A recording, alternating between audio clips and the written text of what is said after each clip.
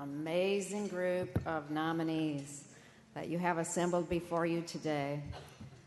And it is my distinct privilege and honor to present the Allegheny Conference on Community Development 2010 ATHENA Award to Bernadette Eyler Smith.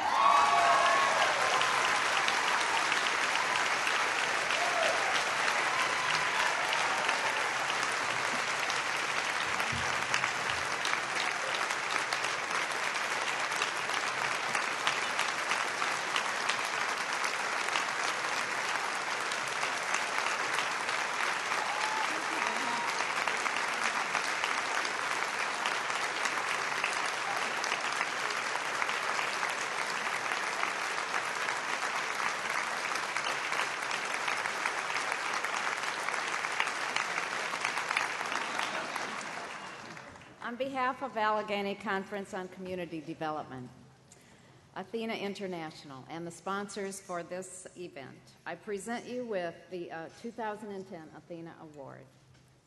You are most deserving. We have always said, when one of us succeeds, we are all elevated. And so, together with your fellow nominees, we are all elevated by your presence here today. And in addition to this award, you will also receive the Diamond ATHENA Pen and a complimentary trip to the 2011 ATHENA Conference held in Chicago. Oh, fabulous. So congratulations, Bernadette. I would love to have you say a few words to this most interested audience. Thank you, Martha. You're very welcome.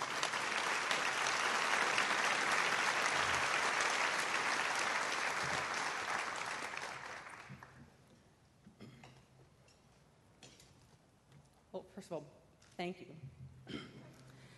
But I want to begin by congratulating my fellow finalists. As you have seen in the videos today, each one has contributed so much to our community. This is really, we've said the adjective several times, an amazing group of women. There really should be 6 statues awarded today. Many thanks to the ATHENA Host Committee and Selection Committee, and especially to Cynthia Traub for making this experience so wonderful. And I want to sincerely thank Rosalind Wilkinson for nominating me. I'm very grateful and quite humbled by her nomination.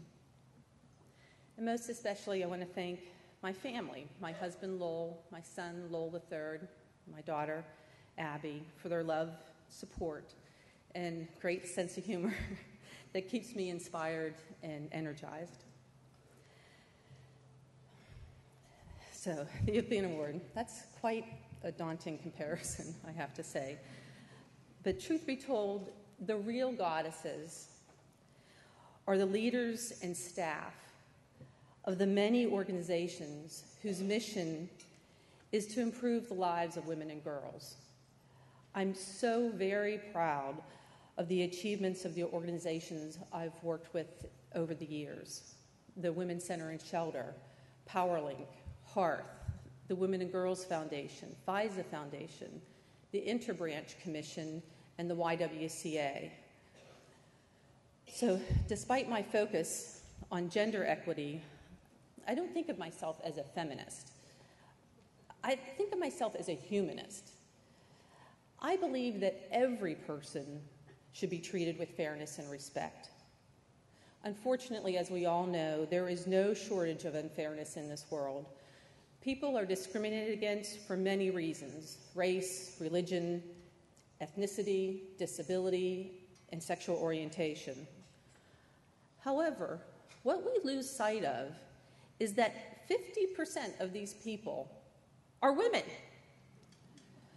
So, as a humanist, I choose to spend my time working for women's rights, because women comprise the largest group of people facing discrimination. That is to say, half the world population. So in 2009, the Women and Girls Foundation commissioned a study by the Institute for Women's policy research entitled The Female Face of Poverty in Pennsylvania. The results were quite sobering, not only as they relate to women, but to the significant impact discrimination has on the most vulnerable in our society, their children. Working women in Pittsburgh earn 25% less than their male counterparts. Women of color, 35% less.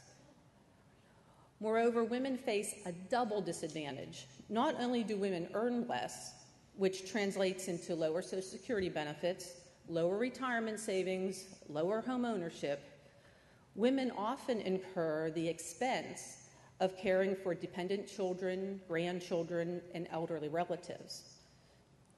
In Pennsylvania, single women represent 26% of households with dependent children. However, they comprise 75% of families living in poverty. Women over 65 are 3 times more likely to live in poverty than men over 65. More evidence of gender discrimination is still a very real problem, came to light as a result of the City of Pittsburgh's wage equity audit.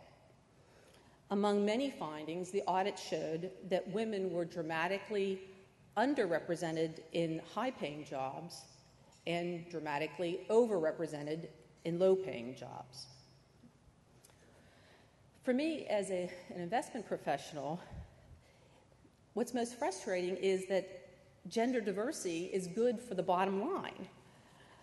A recent study by Catapult of Fortune 500 companies showed that firms with the highest representation of women in top management experience better financial performance than their companies in lowest tier.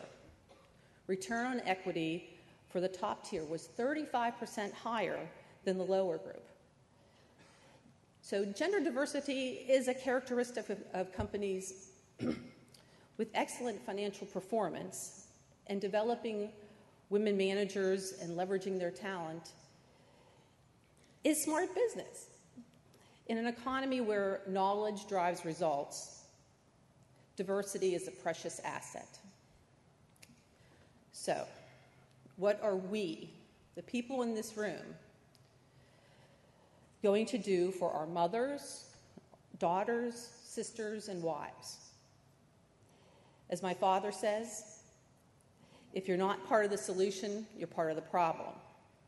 So, as your goddess for the day,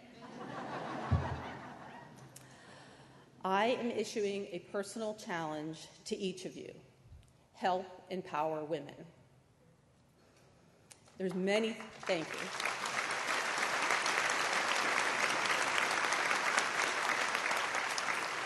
There are many, many ways you can contribute. Volunteer for a girls' or women's organization. Mentor a female coworker or student. Speak out against discrimination in your workplace. Rebuke sexist comments. Write to your local government or federal, state government representatives voicing your support of women's issues.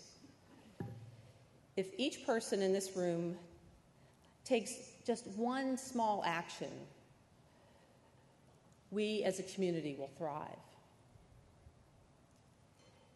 To quote John F. Kennedy, one person can make a difference. Everybody should try. The question is, will you be that person? Thank you.